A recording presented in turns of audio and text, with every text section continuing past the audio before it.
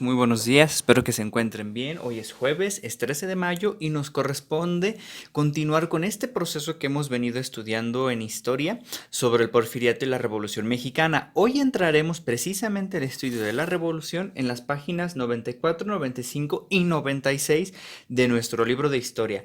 ¿Qué es lo que vamos a hacer? Vamos a completar el esquema siguiente que viene a manera de línea de tiempo con algunos de los sucesos más importantes que hicieron que la Revolución Mexicana surgiera. ¿Cuáles fueron las causas y las consecuencias de este proceso histórico? Hasta el momento, ¿qué habíamos estudiado? Habíamos estudiado que don Porfirio Díaz se había reelegido varias veces presidente y que en el inicio de su gobierno trajo paz y estabilidad al país y que hubo mucha inversión extranjera, Estados Unidos siendo el principal país que invirtió en México, pero también Alemania, Holanda, Francia y algunos otros países. Entonces, con esa inversión les dio facilidades a los extranjeros para que invirtieran su dinero aquí y se crearon fábricas, se crearon industrias, se comenzaron a construir vías del tren. Hubo desarrollo en la minería, se trajo el tranvía, el teléfono, el cinematógrafo, hubo cámaras eléctricas, empezó a haber alumbrado público con luz eléctrica, muchos beneficios, algunos de ellos muy buenos y novedosos para la época. Trajo paz que mantuvo a la gente tranquila porque de venir de una época de muchas guerras allá a vivir en paz, fue muy bueno, pero muchos de estos avances llegaron solamente para las ciudades y para algunas personas, puesto que otros, algunos campesinos, algunos jornaleros o algunos peones vivían muy mal. Y lo vimos en la actividad del día de ayer, que en las fábricas o en los campos, en las haciendas, eran jornadas muy largas de trabajo, de hasta 15 horas, con muy bajo salario. A veces no les pagaban con dinero, les daban vales para que compraran en las tiendas de raya. Y pues compraban en las tiendas de raya a precios muy caros. A veces tenían que pedir prestado al mismo hacendado y pues nunca terminaban de pagar. Era algo que pues no los llevaba a ningún lado e inclusive los maltrataban porque no había leyes que los protegieran como trabajadores. Entonces todas estas cosas fueron surgiendo o provocando un malestar social. Por eso hubo huelgas en Cananea y en Río Blanco, las dos principales que vimos ayer.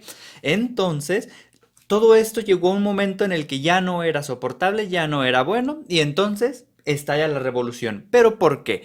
En la página 94 tenemos el inicio de la lectura, donde vamos a ir resaltando lo que el cuadro nos pide. Dice, en 1908 Porfirio Díaz concedió.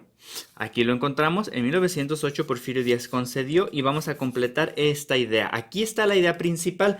Son 6 ideas principales las que tiene el tema de en la página 94, 95 y 96. Porfirio Díaz concede una entrevista a un periodista estadounidense donde dice que México está preparado para elecciones libres, que él ya no piensa contender.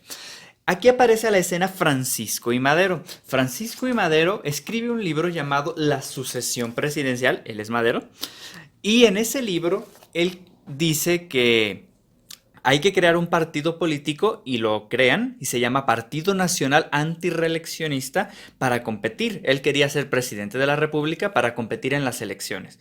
Se va haciendo su campaña política por todo el país y Porfirio Díaz lo ve con muy malos ojos porque ve que la gente lo está apoyando, entonces lo manda a encarcelar injustamente. Madero está preso cuando en 1910 se dan las elecciones y vuelve a ganar Porfirio Díaz, obviamente. Entonces, él logra escapar de la cárcel y escribe el Plan de San Luis. En el Plan de San Luis, Madero llama a la población a que se levanten en armas el 20 de noviembre contra el gobierno de Porfirio Díaz. ¿Sí? Dice aquí que su llamado encontró respuesta en diversas regiones del país. Aquí vamos a escribir en qué regiones del país hubo respuesta y quiénes participaron. Vean, para esta parte, ya voy aquí, su llamado encontró respuesta. Dice aquí que en el norte, en Chihuahua, Francisco Villa y Pascual Orozco comenzaron el movimiento de la revolución en el norte. En Puebla, los hermanos Cerdán, Aquiles, Máximo y Carmen Cerdán. Y en Morelos, Emiliano Zapata. Entonces, al ver Porfirio Díaz que esto no se podía controlar, deja el país, se va a Francia y entonces triunfa la Revolución Mexicana, hay elecciones y gana Francisco I. Madero como presidente. ¿Sí? Él queda como presidente y los sectores que lo apoyaban, sobre todo los campesinos y demás, exigían que ya se les regresaran las tierras y que todas las cosas que se promovían y se querían hacer, pues se hicieran ya y se hicieran rápido. Y como no se hacían, muchos conservadores, incluso gente que era apoyada por Porfirio Díaz, pues no veían con buenos ojos al presidente.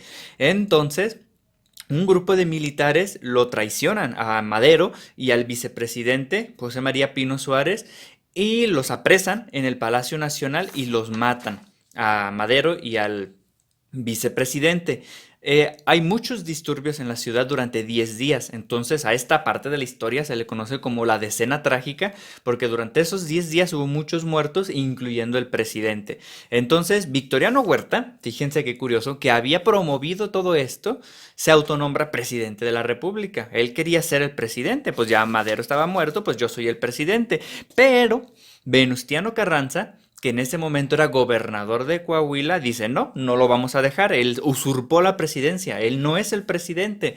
Entonces, él, Venustiano Carranza, escribe el Plan de Guadalupe para quitarle el gobierno a Victoriano Huerta. Y así es como transcurren estos primeros años de la Revolución Mexicana. Y vamos viendo a los personajes claves. Ya vimos al iniciador, Francisco I. Madero, que con el Plan de San Luis convoca a la población para levantarse en armas contra el gobierno. Lo apoyan los otros personajes que ya conocemos.